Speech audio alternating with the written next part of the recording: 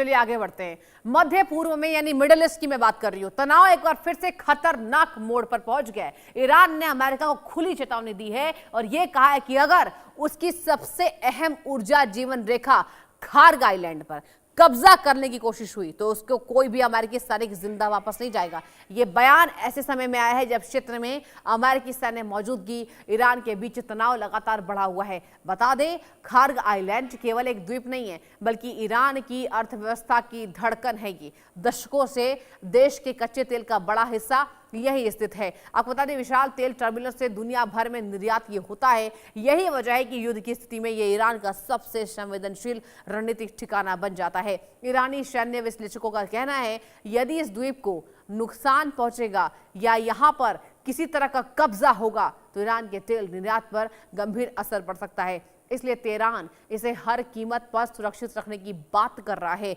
इतिहास भी खार्ग के महत्व की गवाही देता है। अब मैं बात करने चाहूंगी 1980 की। 1980 के दशक में दर्शकों, ईरान इराक युद्ध के दौरान यह द्वीप बार बार इसकी हवाई हमलों का निशाना बन रहा था।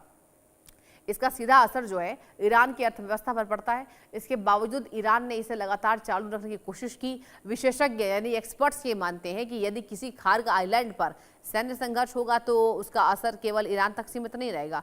वैश्विक तेल बाजार, खाड़ी क्षेत्र की समुद्री सुरक्षा और ऊर्जा आपूर्ति की पूरी श्रृंखला इससे प्रभावित हो सकती है। आपको बताते चलें, हालांकि अभी तक अमेरिका की ओर से खार्ग आइलैंड पर कब्जे की किसी आधिकारिक योजना की पुष्टि नहीं हुई है। ईरान के बयान को मौजूदा सैन्य तनाव और संभावित खतरे के संदर्भ में देखा जा रहा है। खार्ग आइलैंड, आपको याद होगा जब अमेरिका और ईरान चरम पर था तनाव के बीच, यहां खार्ग आइलैंड इसलिए अहम है। चलिए अब आपको बताना चाहेंगे, ईरान का सबसे बड़ा ऑयल टर्मिनल ये माना जाता है। तेल निर्यात का प्रमुख ये केंद्र है। ईरान की ऊर्जा अर्थव्यवस्था की ये जीवन रेखा है। ईरान की नौसैनिक सुरक्षा के लिए अहम वैश्विक तेल आपूर्ति से सीधा इसका जुड़ाव। देखिए स्क्रीन पर कुछ और जानकारी आ चुकी है, वो भी आप सुन लीजिए। ईरान का सबसे बड़ा ऑयल टर्मिनल है, क्या है? Kharg island. जी हां, जहां पर ईरान ने कहा कि अगर अटैक हुआ तुम्हारा एक भी सैनिक वापस नहीं जाएगा।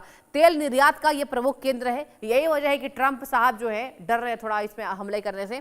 तेल निर्यात का यह प्रमुख केंद्र है। खार्ग आइलैंड क्यों है अहम? और देखिए, केवल ईरान को नुकसान नहीं होगा, खाड़ी देशों को भी नुकसान होगा। आपको बताएं, ईरान की ऊर्जा अर्थव्यवस्था की ये जीवन रेखा, देखिए आपको मैंने पहले ही बता दिया कि जीवन अर्थव्यवस्था की ये रेखा है। ईरान के लिए खार्ग पर कभी इंग्लैंड का भी कब्जा था, अब ईरान की नौसैनिक सुरक्षा के लिए अहम है। और खार्ग आइलैंड इसलिए भी अहम है क्योंकि वैश्विक तेल आपूर्ति से इसका सीधा जो है वो कनेक्शन है।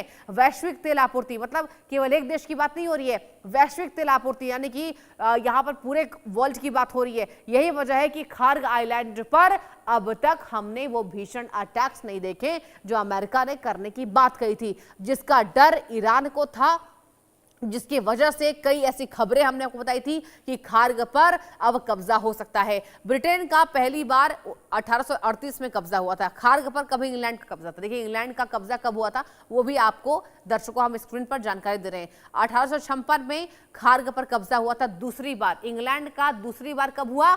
एक बार 1838, एक बार 1856। आगे बढ़ते हैं।